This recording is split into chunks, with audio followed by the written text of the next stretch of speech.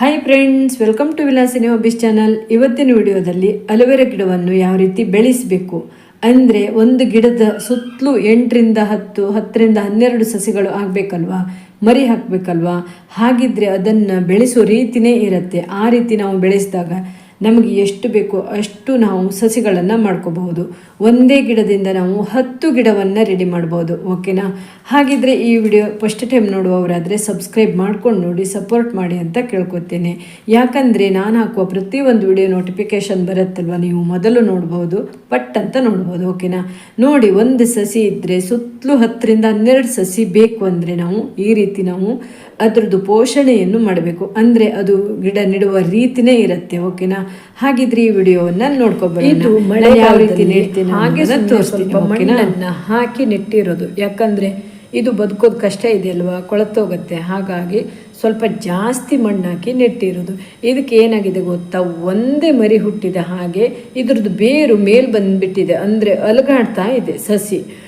ಹೀಗಾದಾಗ ಏನಾಗುತ್ತೆ ಗೊತ್ತಾ, ಇದು ಬೆಳೆಯೋದು ಕಷ್ಟ ಇದೆ. ಹಾಗೆ ಮರಿಗಳು ಕೂಡ ಹಾಕಲ್ಲ, ಅಂದರೆ ಮಣ್ಣು ತುಂಬ ಟೈಟ್ ಆಗಿರತ್ತಲ್ವ, ಹಾಗಾಗಿ ಬದುಕೋದು ಕಷ್ಟ ಇರುತ್ತೆ.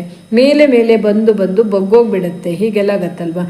ನಮಗೆ ಇದು ತುಂಬ ಮರಿ ಹಾಕಬೇಕು. ಇದರದ್ದು ಗಿಡದ ಸುತ್ತಲೂ 10ರಿಂದ 12 ಮರಿ ಹಾಕಬೇಕು. ಹಾಗೆ ಗಿಡನೂ ಕೂಡ ನೀಟಾಗಿ ಗಟ್ಟಿಯಾಗಿ ಇರಬೇಕು. ಅಂದರೆ ನಾನೀಗ ಮಾಡ್ತೇನೆ ನೋಡಿ, ಅದೇ ರೀತಿ ನೀವು ಕೂಡ ಮಾಡಬೇಕು. ಓಕೆನಾ? ಈಗ ನಾನೀಗ ಚೀಲದಲ್ಲಿರೋ ಮಣ್ಣನ್ನು ತೆಗಿತಾ ಇದ್ದೇನೆ. ತುಂಬ ಇದೆ, ಇದು 10ರಿಂದ 12 ಇಂಚ್ ಆಗುವಷ್ಟು ಮಣ್ಣಿದೆ, ಫುಲ್ ಇದೆ.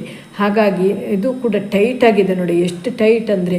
ಈಗ ಟೈಟ್ ಆದರೆ ಏನಾಗುತ್ತೆ ಗೊತ್ತಾ, ಅದರದ್ದು ಬೇರಿಗೂ ಕೂಡ ತೊಂದರೆ ಆಗುತ್ತೆ. ಬೇರಿಗೆ ಬೆಳಿಲಿಕ್ಕೆ ಅನುಕೂಲ ಆಗುತ್ತೆ, ಮರಿಗಳು ಕೂಡ ಹಾಕಲ್ಲ. ಹಾಗಾಗಿ ಇದ್ರದ್ದು ಬುಡ ಎಲ್ಲ ತೆಗೆದು ನಾನು ಅಂದರೆ ಎಲ್ಲ ಸ್ಮೂತ್ ಮಾಡ್ತಾ ಇದ್ದೇನೆ ನೋಡಿ. ಈಗ ನಿಧಾನವಾಗಿ ಇದ್ರದ್ದು ಗಿಡವನ್ನು ತೆಗೆದೆ.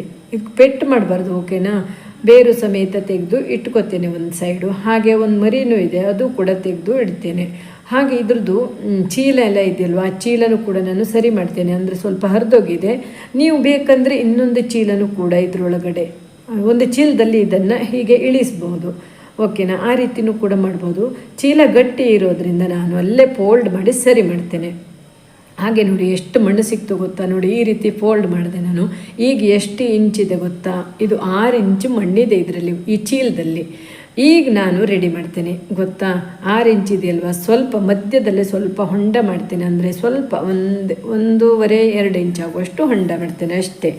ಹಾಗೆ ನಾನು ಅದರ ಒಳಗಡೆ ಈಗ ಸುತ್ತಲೂ ಇದೆಯಲ್ವ, ಅದೆಲ್ಲ ನಾನು ಸ್ವಲ್ಪ ಕೋಲಿಂದ ಸ್ಮೂತ್ ಮಾಡ್ಕೋತೇನೆ. ಅಂದರೆ ಅದ್ರದ್ದು ಬೇರೆಲ್ಲ ಹರಡಿಕೊಂಡು ತುಂಬ ಚೆನ್ನಾಗಿ ಬೆಳಿಬೇಕಲ್ವ. ಹಾಗಾಗಿ ಸ್ಮೂತ್ ಮಾಡಿ ಇಟ್ಕೊಂಡು ಮಧ್ಯದಲ್ಲಿ ಸ್ವಲ್ಪ 1.5-2 ಇಂಚ್ ಹೊಂಡ ಮಾಡಿ ಅದರಲ್ಲಿ ಈಗ ನಾನು ಗಿಡವನ್ನು ನೆಡ್ತೇನೆ. ಗಿಡ ನೆಡಲಿಕ್ಕೆ ಏನೆಲ್ಲ ಹಾಕ್ತೇನೆ ಅಂತ ತೋರಿಸ್ತೇನೆ. ಓಕೆನಾ? ಈಗಿದು ಬಿಸಿಲಿದೆ ಅಲ್ವಾ, ನಾನು ವಿಡಿಯೋ ಮಾಡ್ತಾ ಇದ್ದೆ, ಸ್ವಲ್ಪ ಹಿಂದೆ ಮೇಲೆ ಕೆಳಗೆ ಆಗಿದೆ. ಓಕೆನಾ? ಸರಿಯಾಗಿ ಸ್ವಲ್ಪ ಕಾಣ್ತಾ ಇಲ್ಲ, ಈಗ ಕಾಣ್ತಾ ಇಲ್ಲ, ಫಸ್ಟ್ ಕಾಣ್ತಾ ಇತ್ತಲ್ವ. ಸ್ವಲ್ಪ ಅಂದರೆ ಒಂದು ಕೈಯಲ್ಲಿ ಮೊಬೈಲ್ ಇದೆ, ಹಾಗಾಗಿ. ಓಕೆನಾ? ನೋಡಿ, ಈಗ ನಾನು ಏನಾಗ್ತೀನಿ ಅಂತ, ಈರುಳ್ಳಿ ಸಿಪ್ಪೆ ಮತ್ತು ಬೆಳ್ಳುಳ್ಳಿ ಸಿಪ್ಪೆ ಮಿಕ್ಸ್ ಇದೆ ಇದು. ಓಕೆನಾ? ಹಾಗೆ ಒಂದಿಷ್ಟು ಮರಳು, ಅಂದರೆ ಇದು 4 ಮುಷ್ಟಿ ಆಗುವಷ್ಟು ಮರಳಿದೆ. ಸ್ವಲ್ಪ ಮಣ್ಣು ಮಿಶ್ರಿತ, ಅಂದರೆ ಗೊಬ್ಬರ ಮಿಶ್ರಿತ ಮಣ್ಣು ನಾನು ಮನೆಯಲ್ಲೇ ಮಾಡಿರೋದು. ಎಲೆ, ಸಗಣಿ ಪುಡಿ ಎಲ್ಲ ಹಾಕಿ ಮಾಡಿರೋದು. ಓಕೆನಾ? ಇದು ಗಿಡ ಬೆಳಿಲಿಕ್ಕೆ ತುಂಬ ಅನುಕೂಲ ಆಗುತ್ತೆ. ಇದು ಹಿಂದಿನ ವಿಡಿಯೋದಲ್ಲಿ ಇದೆ, ಹೇಗೆ ಮಾಡಬೇಕು ಏನೆಲ್ಲ ಇದೆ ಅಂತ. ಓಕೆನಾ? ನೋಡಿ, ನಾನು ಫಸ್ಟ್ ರೇತಿ ಹಾಕಿದೆ, 3ರಿಂದ 4 ಮುಷ್ಟಿ ರೇತಿ ಹಾಕಿ ನಂತರ ಈ ಗೊಬ್ಬರ ಮಿಶ್ರಿತ ಮಣ್ಣನ್ನು ಹಾಕಿದೆ.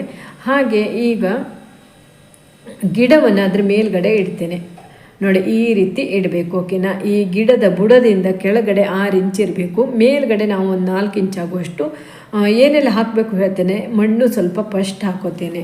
ಹಾಗೆ ಅದರದ್ದು ಸುತ್ತಲೂ ನಾನು ಈರುಳ್ಳಿ ಮತ್ತು ಬೆಳ್ಳುಳ್ಳಿ ಸಿಪ್ಪೆ ಇದೆಯಲ್ವಾ, ಅದನ್ನು ಹಾಕಬೇಕು. ಈಗ ಹಾಕ್ತೇನೆ. ಓಕೆನಾ? ಹಾಗೆ ಫಸ್ಟ್ ಮಣ್ಣು ಹಾಕ್ಕೊಂಡೆ, ಯಾಕಂದರೆ ಅದು ಆ ಕಡೆ ಈ ಕಡೆ ಆಗತ್ತಲ್ವ, ಅದಕ್ಕೆ ಬುಡದಲ್ಲಿ ಸ್ವಲ್ಪ ಮಣ್ಣು ಹಾಕ್ಕೊಂಡು ನಂತರ ಅದರದ್ದು ಸುತ್ತಲೂ ಈರುಳ್ಳಿ ಮತ್ತು ಬೆಳ್ಳುಳ್ಳಿ ಸಿಪ್ಪೆಯನ್ನು ಹಾಕಿದ್ದೆ. ಈಗ ನೋಡಿ, ಹಾಕ್ತಾ ಇದ್ದೇನೆ ಹೀಗೆ. ಅದಕ್ಕೆ ತಾಗಿದ್ರೂ ಏನೂ ಪರವಾಗಿಲ್ಲ. ಓಕೆನಾ?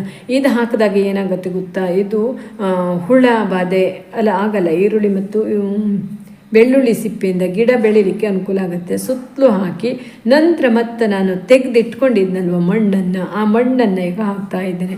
ಅಂದರೆ ತುಂಬ ಗಟ್ಟಿ ಇರೋ ಮಣ್ಣು ಹಾಕಬಾರ್ದು, ಸ್ವಲ್ಪ ಉದುರಾಗಿರೋ ಮಣ್ಣನ್ನು ಹಾಕಬೇಕು. ಅಂದರೆ ಗಟ್ಟಿಯಾಗಿದ್ದರೂ ಕೂಡ ಅದನ್ನು ಬಿಚ್ಚಿ ಹಾಕಬೇಕಾಗತ್ತೆ.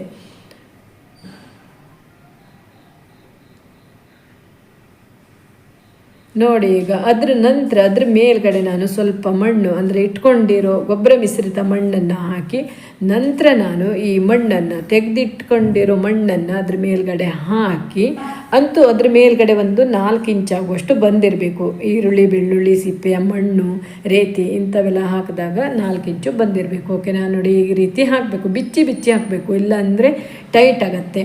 ಹೀಗೆ 4 ಇಂಚು ನಾವು ಮಣ್ಣು ಹಾಕಿ ಮೇಲ್ಗಡೆಯಿಂದ ಸ್ವಲ್ಪ ನೀರು ಹಾಕಿದರೆ ಆಯಿತು. ಅದು ನೀರು ಕೂಡ ತಗೊಳುತ್ತೆ ಗಿಡ, ನೀರು ನಿಲ್ಲಕ್ಕೂ ಕೂಡ ಜಾಗ ಮಾಡಬೇಕು. ಓಕೆನಾ? ಈ ರೀತಿ ನಾವು ಮಾಡಿದಾಗ ಗಿಡಗಳು ತುಂಬಾ ಚೆನ್ನಾಗಿ ಬೆಳೆಯುತ್ತೆ. ಅದರದ್ದು ಬೇರು ಕೂಡ ಕೆಳಗಡೆನೇ ಹೋಗುತ್ತೆ.